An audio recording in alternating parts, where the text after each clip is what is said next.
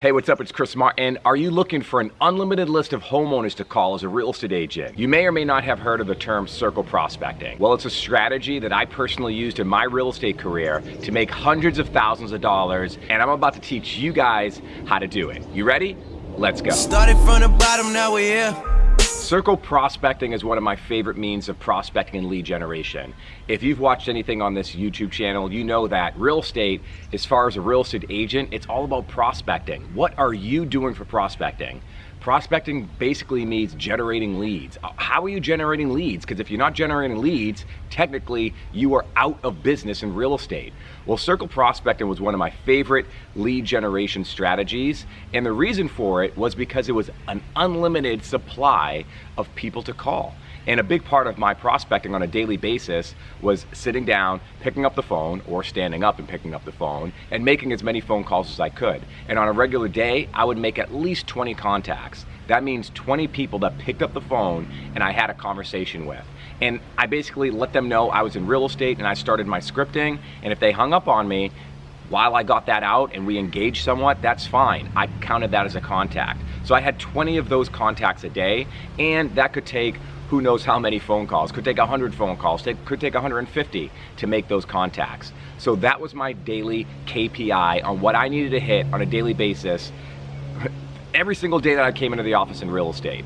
So circle prospecting was an easy way for me to basically just open up my laptop and start calling. Circle prospecting is basically calling around an area. You can basically, there's systems, which I will get into shortly, that you can plug in an address and draw a geographical circle around that address and create whatever radius you want. If you want to keep it within that same block or two, you can do that. If you want to expand it a half a mile or a mile, you can do that. But you basically create this geographical area, and there's ways and tools that you can use to help pull that data from homeowners in that area. So you basically create a list and you just start calling down that list. So Chris, why would you do something like that? Well, you can basically use it for a couple different ways. One way is if you're trying to hyper focus on an area, maybe you live in that area, maybe you have expertise in that area, maybe you want to get into that area, you can start to claim that area as one of your territories, calling those homeowners and letting them know that, hey, look, this is Chris Martin, I'm a local real estate agent, and I'm actually a neighborhood real estate agent. I specialize in properties in this area.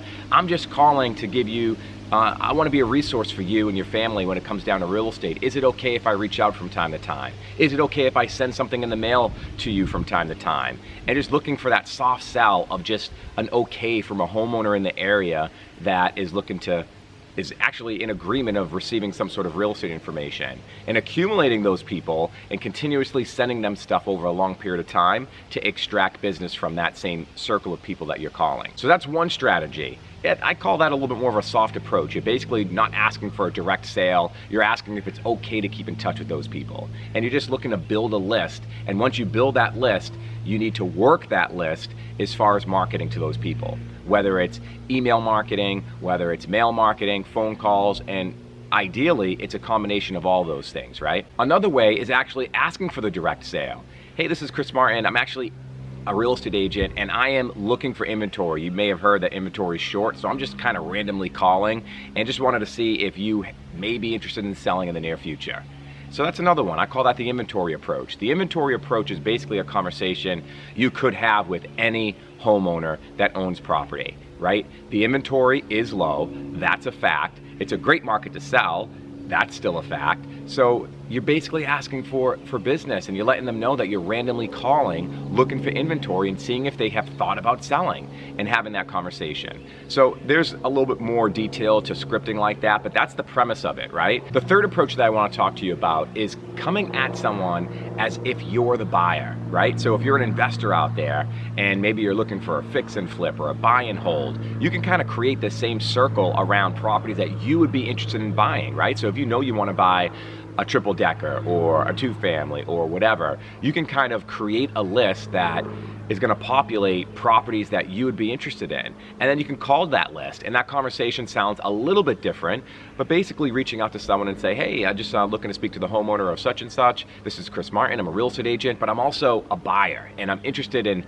seeing if you would be interested in an offer from me. And I would be looking to submit an offer to you if if you'd be open to it. And I wanted to see if that was the case. And having that conversation with someone to see if they would be open to an offer from you. They're talking to the buyer. A lot of the times, if they are interested, that conversation goes a little bit different. So I think it actually it's a lot more favorable.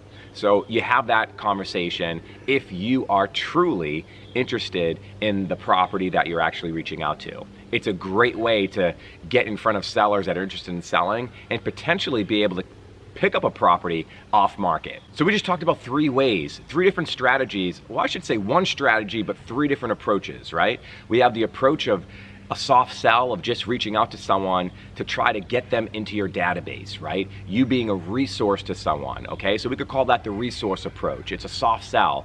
Then we have the hard sell. You reaching out and very directly asking someone if they're interested in selling because there's a lack of inventory. So you have the resource approach, you have the lack of inventory approach, and then for the third approach, you have you're the buyer. You're the actual buyer. That's the third approach.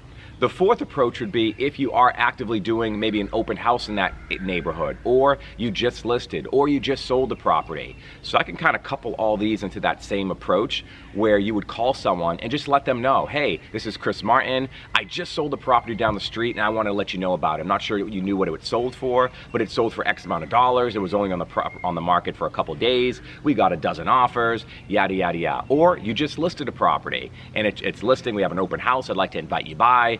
Things like that. So you're giving them first dibs on information that's not public yet, right? It's not posted on Zillow. They can't look online and see what the property's on the market. You're giving them a heads up on it. So you have the key to that information. And a lot of neighbors want to know if they've seen a sign in the ground, but they're going to look it up online. They don't see the information there. You could be the one that provides them that information. And now it comes down to where you can actually get them. So where do you get them? Well, there's different resources out there. Mojo Dialer is one of them. So I'll put the link in the description below, but you can basically subscribe to something like Mojo Dialer, Vulcan 7. I've used a number of these different products, but it's basically subscription-based platforms that allow you to pull this data and be able to do neighborhood searches, circle prospecting, amongst a bunch of other things, and just increases the efficiency of you guys actually opening your laptop, picking up your phone and dialing and getting into a dialing session. So I'll talk more about those in future videos, but those are some strategies, those are some approaches, and that's circle prospecting. All right, make sure to like, subscribe, comment. Let me know if you're using some of these strategies already and how they're working for you. I'll catch you guys in the next video. Peace. Started from the bottom, now we're here.